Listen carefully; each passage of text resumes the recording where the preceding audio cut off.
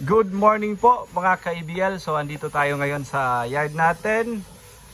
Dito po sa painting area natin. So ipapakita po natin sa inyo mga ka-IBL itong aming FB type na unit po. So ayan. So nagbabuff po kami. So ito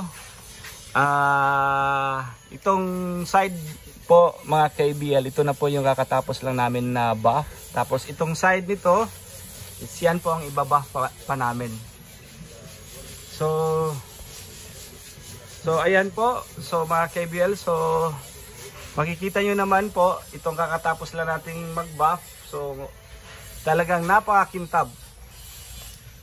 Kung kuhan sinaw gid kayo. So ayan. Resty. Ayos good. Ha? So kaninga side, mga ka-IBL, ito hindi pa to na buff. Itong side na to, ito lang muna yung na buff natin. Itong portion na to. Rest, ang dito sa taas ha. Pagihan lang to na to ha. So ayan po mga ka-IBL, so ito po yung Suzuki FB type natin. So kakatapos natin mag-buff. So lalagyan pa natin to ng sliding window po, glass. So sa loob, pang last na to kasi lalagyan natin to ng ceiling. Ayan. Bye. Gwapo yun. Indot. Nice.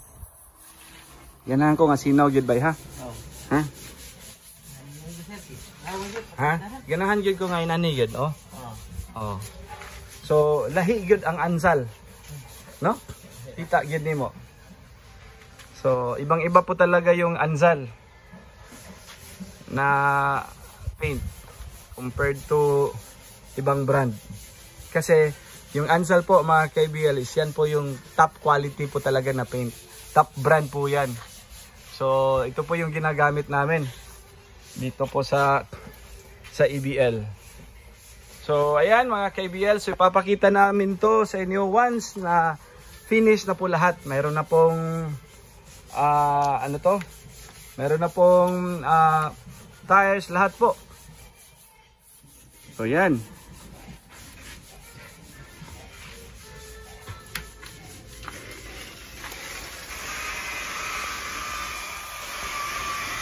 So again mga ka-IBL, sa susunod ulit papakita namin to.